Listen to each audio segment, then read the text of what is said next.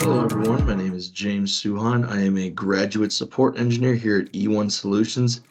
And today I'm kind of just going to run through the basics of our various custom lists that we offer inside of Popdock and kind of just show an example of how they work and kind of just give you a rundown of pretty much the basics of these custom lists. So here we are inside of Popdock.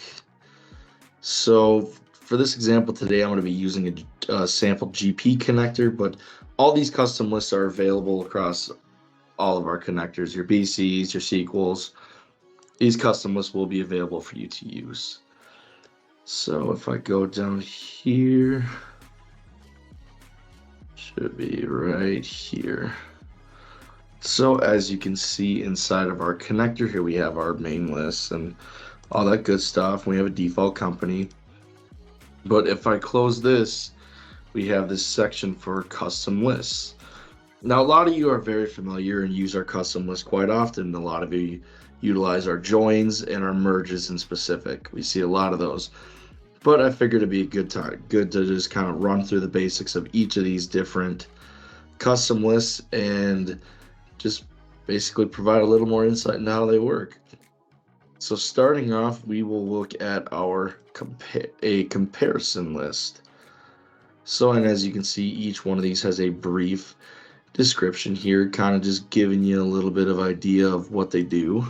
So we'll start off with our comparison. So as you can see here, I just have two simple lists, customers and customer addresses. Now these are just two lists from here inside the connector, to which, as you can see, you can have them run cross connector as well. I just have them running in the same connector, two different lists that have similar properties to them. So from here, you will go ahead and you'll have your matching fields.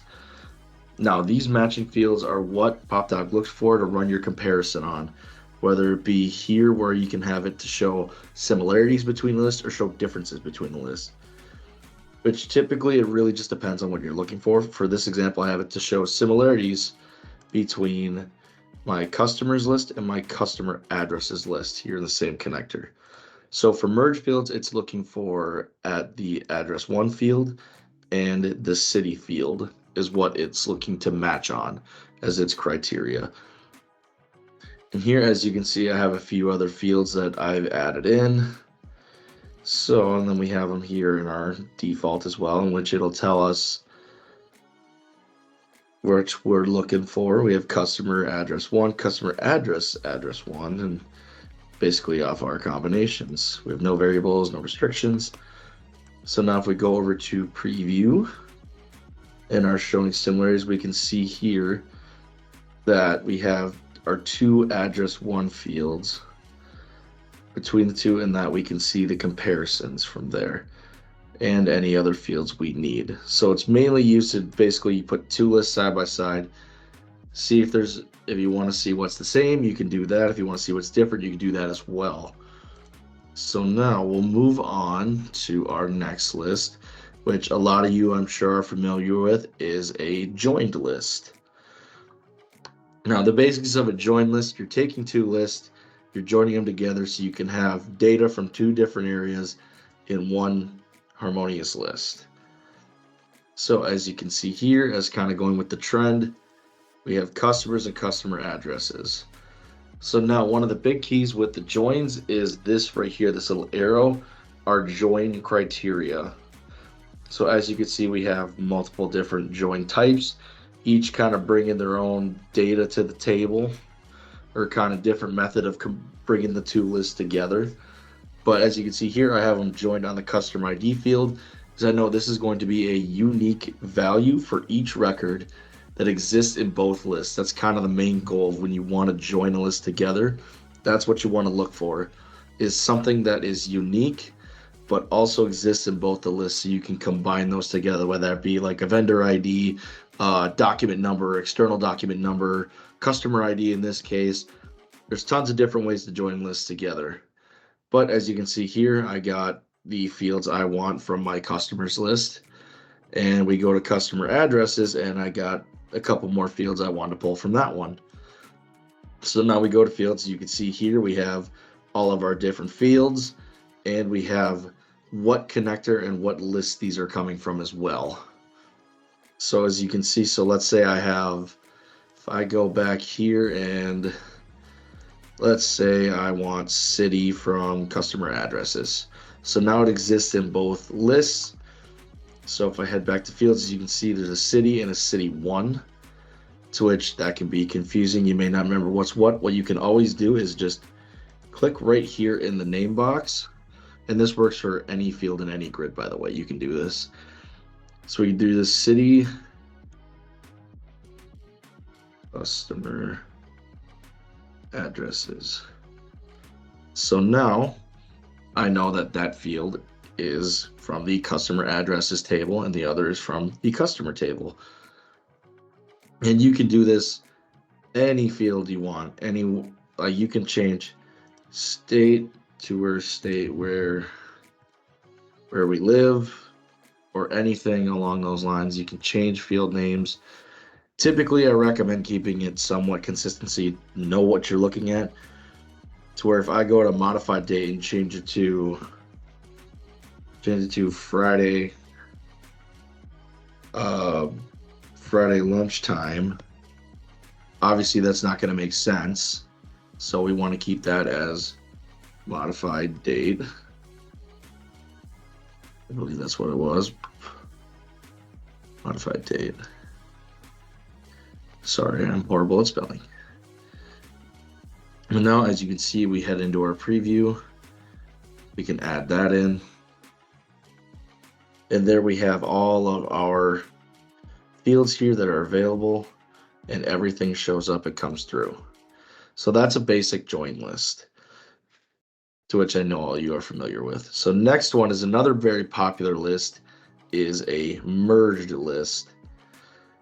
Merge lists are used quite a bit, which you're basically just taking, instead of joining lists together and using those, you are combining them fully into one instead of just having them connected together, holding on, they're linked, whatever the case may be. Now they are merged into one thing. There is no difference between what's in this, what's in that. You are combining these together into one field. So as you can see here, I have customer addresses, and I also have customers, but from a different connector. As with merge lists, you can combine different lists from multiple connectors together to get what you need to get. So like you can combine, like right here I have two GP connectors, but you can do GP and BC, SQL and GP, whatever you need to do. You can combine different lists from different connectors together in a merge. But the big catch is, so here we have fields. So for each of these fields, they are built individually. So as you can see, the merge fields, what are we merging on? So ideally, it's similar to a join. You want fields that are going to be pretty much the same between the two. So let's say like a very common example is accounts between GP and BC. So if you have your GP account number and your BC account number and they match, you are able to merge those together into a merge field, and that will work with your merge list. And then name as well, same principle. If the names are the same, you can merge them together and it'll show up from there. So now we have merge fields here. So these basically are extra fields that kind of give some information within the list to kind of tell you where they're coming from. So here we have source company, connector, list, just because not everything is going to be the same. So it kind of gives you an idea of where everything came from. So now if we go here into our preview, we can see our source company, our connector, and our source list. Then here we have our merged ID field and our merged name field. So that was a quick example of a merged list. Our next one is a restriction. Restriction lists are a great, very, very good thing for, I see a lot of good use case in data lake situations where you might have a big file, and instead of trying to pull back 5 gigs worth of data into a file and 500,000 records just to try and get at 500 records, you can use a restriction to take one of those lists and basically filter on it without having to manipulate that base list. You can still use it for other stuff. So like here's my base list. I have the customers list, standard as we've been with our examples. And as you can see here in the restriction list, here's our fields. Every single field that is available in that customers list is here. Those all get brought over, including any calculated if you have them, as well as the standard default fields that go into that base list. So you're basically creating a clone of that base list that is meant to have restrictions put on it. So here I put on a restriction of I only want customers whose name starts with the letter A. That's the only data I want returned in my list. So if I head on over to preview, bring that through, as you can see, only customers with the letter A are brought over. But now if I go and I change that to does not start with, so now our restriction's been changed. We head back, display a preview. Now we don't get any customers whose names start with the letter A. Now a restriction can be applied to any single field you have.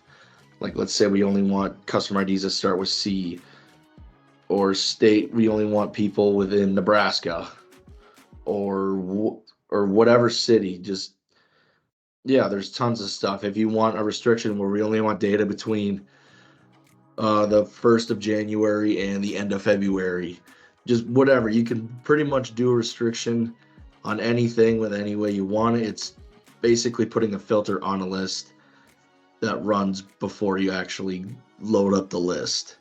Basically a pre-run filter. That's what a restriction is.